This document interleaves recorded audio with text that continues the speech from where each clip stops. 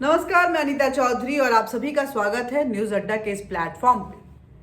हम बात करेंगे किसान आंदोलन की। किसान आंदोलन को लेकर के एक तरफ भारत का कुछ कट्टरवादी और वामपंथी वर्ग जो है वो तिलमिलाया हुआ है और वो लगातार एक एजेंडे के तहत, एक वेंडेटा के तहत इस आंदोलन के जरिए अपनी रोटियां सेकने की कोशिश कर रहा है। वहीं इस आंदोलन को, इन वामपंथियों को चीन का सपोर्ट मिल रहा है। इसको लेकर के ये जो बात है खुलकर सामने आ गई है। आज चीन ने भी किसान आंदोलन को लेके कुछ कहा है और जहर उगला है। चीन का कहना है कि जो किसान आंदोलन भारत में चल रहा है दुनिया के उग्र आंदोलनों में से एक है और किसानों का दमन किया जा रहा है। इससे भारत पे तख्ता पलट हो सकते हैं। शायद चीन सपने देखना नहीं छोड़ रहा है। चीन बॉर्डर पे तो अपने आप को संयमित कर नहीं पा रहा है, वो अपनी कामयाबी हासिल कर नहीं पा रहा है। भारत की सेना मुंहतोड़ जवाब दे रही है।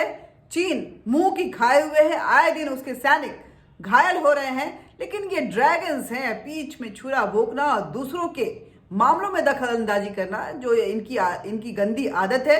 इनक्रोचमेंट पॉलिसी पे ये चलते हैं, दूसरों की जमीन पे कब्जा हथियाना, और यही इनकी फितरत है। इनको याद नहीं है शायद कि हांगकांग में जब चीन के विरुद्ध प्रदर्शन हुआ था तो किस दमनकारी नीति के तहत चीन ने उसको रोका था।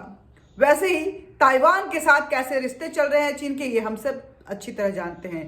तिब्बत कितना परेशान है चीन से हम जानते हैं। नेपाल जो कल तक चीन के सामने घुटने टेके हुए था, आज भारत की तरफ मुंह ताके खड़ा है, ये भी हम सब जानते हैं। भूटान चीन पे विश्वास नहीं कर पा रहा है और अमेरिका साउथ चाइना सी पे लगातार चीन को शिकस्त दे रहा है। वियतनाम आंखें टेढ़ी किए हुए है और जापान लड़का रहा है, फिर भी चीन मान नहीं रहा है क्योंकि चीन दगाबाज है। चीन जो कोरोना वायरस के जरिए इस विश्व पे राज करना चाहता था, उसकी ये स्ट्रैटेजी भी फेल हो चुकी है। और चीन जो भारत को शिकस्त देने की मंशा न जाने कब से पाले हुए है, वो सोचता है कि शायद 62 के भारत की तरह एक बार फिर भारत की जमीन पे वो कब्जा कर सकता है। लेकिन ये मंसूबे चीन को पता है कि ये कामयाब नहीं होंगे, इसीलिए फ्रस्ट्रेटेड चीन जो है अब अनाप शनाप बोलना शुरू कर दिया है। अगर हम हिंदुस्तान की वामपंथी मीडिया की अगर बात करें, वे वामपंथी विचारधारा के उन गद्दारों की अगर बात करें, तो ये लगातार एक मुहिम चला रहे हैं कि कैसे भारत की छवि जो है वो विश्व पटल पे खराब हो। लोग भारत को किसी भी तरह गंदा बोलें, लोग भारत को खराब बोलें और इसके लिए उनके जो जेब हैं वो भरती रहे। भारत की छवि खराब करना वामपंथियों की यही एक और इकलौता मोटिव रहता है। उनको अपने देश से लगाव नहीं होता है, वो भारत का सर ऊंचा नहीं करते हैं, बल्कि छोटी छोटी बातों पे वो निगोशिएशन के लेवल पे, क्योंकि ये सरकार जो है वो वामपंथी की जो लालच भरी जो विचारधारा है, जिसमें हर बात पे टेबल पे जाके निगोशिएट करके अपने फायदे के लिए, अपने बड़े मकान के लिए, अपनी बड़ी गाड़ियों के लिए करना धरना कुछ नहीं है। इस देश में योगदान उनका कुछ नहीं होना है। बस क्रिटिसाइज कर करके, इस देश को गाली दे दे के वो भारत सरकार के साथ जो आज तक पैसे की वसूली करते रहते थे, इस सरकार ने वो बंद कर दिया है। यही वजह है कि ये वामपंथी जो है वो तिलमिलाए हुए हैं और तिलमिलाहट में तरह तरह के वो एक्टिविटीज कर रहे हैं, मुहिम चला रहे हैं, एजेंडा चला रहे हैं। और इस वेंडेटा के तहत हर दिन जो उनके चेहरे हैं, जो छिपे चेहरों के साथ, हिडन फेस के साथ हमारे बीच में रहते थे, उनके चेहरे जो है खुलकर सामने आ रहे हैं। राजदीप सरदेसाई को लेकर के जिस तरह से वामपंथ मीडिया ने एक मुहिम चलाई कि बोल के लब आजाद हैं और जेल में बंद करके किसी की आवाज को नहीं रोका जा सकता, कुछ इस तरह की जो स्टेट को लेकर के जो एक ट्विटर पे एक मुहिम चलाई गई, वो फेल हो गया। किसी की सिंपैथी उनके साथ नहीं गई, कोई भी उनके साथ नहीं आया। इस फेलियर को अब चीन बर्दाश्त नहीं कर रहा है कि आखिर उसके जो एजेंट्स हैं वो भारत में कामयाब क्यों नहीं हो रहे हैं। इधर 2 फरवरी को माना जा रहा है कि किसानों और सरकार के बीच में कुछ बातचीत हो सकती है। पीएम मोदी ने आग्रह किया है कि आप लोग आइए, टेबल पे बैठ के बातचीत कीजिए और बातचीत के जरिए इसका समाधान कीजिए। हालांकि राकेश टिकैत ने आश्वासन दिया है कि हम प्रधानमंत्री का सर नीचे नहीं होने देंगे और कोई ना कोई समाधान जरूर इसका निकालेंगे, लेकिन जो शर्त रखी है वो फिर एक्सेप्टेबल नहीं है। राकेश टिकैत का कहना है कि जितने भी लोग इस आंदोलन में जेल में गए हैं उनको बिना शर्त छोड़ दिया जाए। जिसने झंडे की तौहीन की हो, जिसने भारत की तौहीन की हो, जिसने भारत के गरिमामय दिन को खराब किया वो हो, लहूलुहान करने की कोशिश की हो, हमारे जवानों पे डंडे बरसाए हो और तरह तरह के प्रोवोकेटिव स्टेटमेंट्स के साथ इस देश के माहौल को खराब करने की कोशिश की गई हो, उनको अगर माफ कर दिया जाएगा तो कल वो फिर किसी और लामबंद के साथ वो सामने आएंगे और इस देश को बर्बाद करने की नई साजिश रचेंगे। ये देश की जनता नहीं इसको एक्सेप्ट करेगी कि भारत सरकार ऐसे लोगों को माफी दे दे। देखना ये होगा कि आखिर किस तरह से ये पूरा मामला जो है वो आगे चलता है और किसान आखिर क्या रुख अपनाते हैं। लेकिन चीन का एजेंडा जो है वो साफ हो गया है। पिछले आपको पढ़ कर सुनाती हूं कि क्या कुछ लिखा गया है। ग्लोबल टाइम्स में छापे गए एक आर्टिकल में कहा गया है कि भारत को मोदी सरकार के अस्थिर होने का डर है। ये चीन के ख्याली पुलाव है। हमारे यहाँ कहा जाता है मुंगेरी लाल के हसीन सपने। चीन ये सपने देखना बंद कर दे, क्योंकि ये बंद आंखों से होती है और सुबह जब आंखें खुलती है तो जिंदगी यथावत होती है। वैसे ही इस देश की सरकार बिल्कुल स्थिर है और स्थिर ही रहेगी। ग्लोबल टाइम्स ने सिन्हुआ यूनिवर्सिटी के नेशनल स्ट्रेटजी इंस्टीट्यूट के रिसर्च डिपार्टमेंट के डायरेक्टर क्यान फेंग ने लिखा है कि भारत में किसानों का आंदोलन जो चल रहा है, इसके जवाब में भारत सरकार ने नई दिल्ली के आसपास के इलाकों को इंटरनेट बंद कर दिए हैं, जो कि एक दमनकारी नीति है। जहां किसान नए कृषि कानून के विरोध में प्रदर्शन कर रहे हैं। हाल ही में हांगकांग में विरोध प्रदर्शन को बलपूर्वक कुचलने वाले चीन ने भारत में चल रहे किसानों के शांतिपूर्ण आंदोलन की तुलना दुनिया के उन आंदोलनों से कर दी है जहां कुछ सालों में हिंसक और तख्ता पलट करने वाले प्रदर्शन हुए थे। ये कुछ लोग जो है ना, पूरा भारत नहीं है चीन। शी जिनपिंग को ये समझ लेना चाहिए कि तख्ता पलट भारत में इतना आसान नहीं है। चीन जो गलत मंसूबे पालता है उसको अपने सपनों से बाहर आना चाहिए और यथार्थ को, जो फैक्ट है, उसको एक्सेप्ट करते हुए एक पीसफुल स्ट्रैटेजी के साथ आगे बढ़ना चाहिए, क्योंकि पूरा विश्व एक सौहार्दपूर्ण माहौल में आगे बढ़ना चाहता है और चीन जैसे कुछ देश जो हैं उस सौहार्द को खराब करने की लगातार कोशिश करते रहते हैं।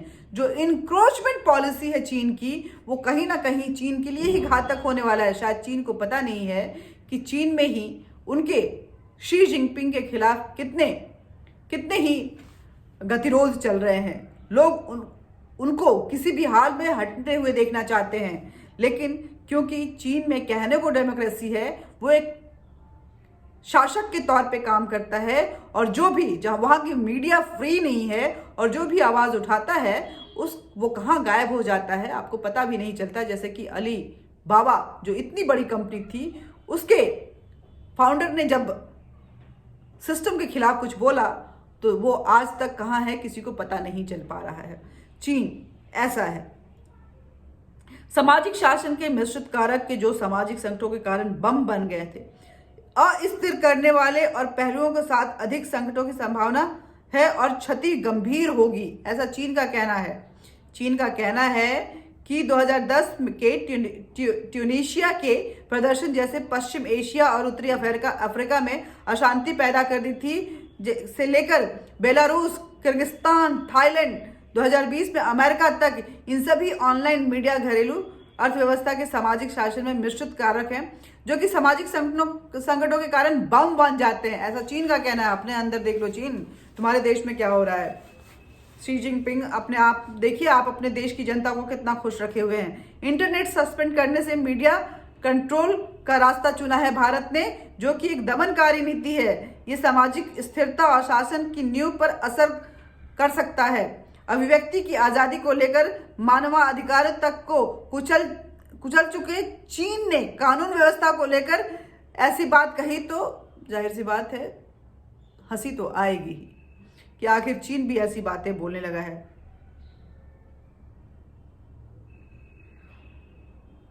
ग्लोबल टाइम्स का कहना है कि सत्ताधारी भारतीय जनता पार्टी ने अपने बहुमत के दम पर संसद में इन कानूनों को जल्दीबाजी में पारित किया था और विपक्ष की अपीलों को दरकिनार कर दिया था। इस वजह से विपक्षी पार्टियां, अब राहुल गांधी को खुश हो जाना चाहिए कि चलो चीन उनके सुर में सुर मिला रहा है।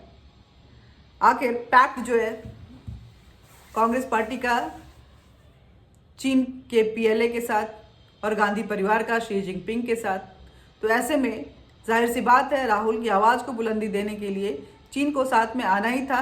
राहुल गांधी जी, आपको बहुत बहुत मुबारक हो, चीन आपके साथ, आपके सुर में सुर मिलाकर बोल रहा है। लेकिन चीन के ये मंसूबे जो हैं वो ख्याली पुलाव हैं, कभी पूरे नहीं होने वाले हैं। चीन कभी भी कामयाब नहीं होगा और वामपंथी मीडिया जो यहाँ की है, जो कि एक अजीब सी सोच के साथ, जो देश के लिए घातक होता है, जिसे अपने देश से लगाव नहीं है, वो एक थर्ड पार्टी के साथ निगोशिएशन करते हुए इस देश को के इमेज को खराब करना चाहती है। अपने देश के प्रधानमंत्री के इमेज को खराब करके वो पैसे कमाना चाहती है। शायद पता नहीं है कि नरेंद्र मोदी की सरकार में जो भारत की छवि विश्व पटल पे बनी है, उसने एक नए आयाम को छुआ है। और पैंडेमिक में, इस कोरोना पैंडेमिक में, जो कि एक चीनी वायरस था, चीन के द्वारा एक जैविक युद्ध शुरू किया गया था, उसमें भारत ने जिस तरह से कामयाबी हासिल की है, पूरा विश्व उसको लोहा मान रहा है। भारत आज उच्चस्थ स्थानों पे है। नरेंद्र मोदी एक सफल राजनेता के तौर पे, वैश्विक राजनेता के तौर पे उभरे हैं। और ये छोटी जो बातें हैं, जो हमारे घर की बातें हैं, इसे हम सुलझा लेंगे। शी जिनपिंग जी, आपको इतना ज़्यादा परेशान होने की ज़रूरत नहीं है। और ये हिंदुस्तान है जहाँ पे तख्ता पलट इतना आसान नहीं होता है। लोग यहाँ पे, कुछ लोग अगर आपके लिए यहाँ पे एजेंट बन के काम करते हैं, तो बहुत सारे लोग यहाँ पे ऐसे हैं जो देश के लिए मर मिटने को तैयार रहते हैं। वामपंथी मीडिया को समझने की जरूरत है कि देश पहले या चीन, देश पहले या उनकी एक निजी स्वार्थ के तहत चल रही ये विचारधारा, जिसको कहते हैं, जो कि विचारधारा नहीं होता, एक एजेंडा होता है, एक वेंडेटा होता है। और ये मुहिम चलाकर ये नेगोशिएशन करते हैं, जिसको दलाली भी कह सकते हैं। और इन दलालों से इस देश को बचाना बेहद ज़रूरी है। मोदी जी, इस देश की प्रशासन, इस देश की सरकार से आज पूरा देश गुहार लगा रहा है कि ऐसे लोगों से मुक्त कीजिए इस समाज को, इस देश को। ऐसी विचारधारा, ऐसे लोग जिनके शब्द जो हैं वो जहर उगलते हैं, समाज में बंटवारा पैदा करते हैं, उनसे पूरे समाज को दूर कीजिए, इस देश को बचाइए और इस देश में शांति स्थापित कीजिए। उम्मीद है 2 फरवरी को अगर बातचीत होती है तो ये बातचीत जो है सफल रहेगी। देश शांति के साथ एक बार फिर आगे बढ़ेगा, प्रगति के साथ आगे बढ़ेगा, क्योंकि किसानों को भी ये समझना चाहिए कि इस बार का जो बिल लाया गया है, जो बजट लाया गया है, वो किसानों के हक में लाया गया है। आयात को रोका जाए और निर्यात को बढ़ावा दिया जाए, इस आधार पे लाया गया है। एमएसपी बढ़ा दी गई है और कई ऐसे उनके प्रोडक्ट हैं जिन पे एग्रोसेस लगा दिया गया है ताकि उनके मूल्य में इजाफा हो। किसान अन्नदाता है, ये हम सभी मानते हैं, लेकिन अन्नदाता की आड़ में अगर उग्रवाद हो जाए और हिंसक होकर इस देश के सम्मान को क्षति पहुंचाए, तो वहाँ पे कार्रवाई जरूरी है। नमस्कार।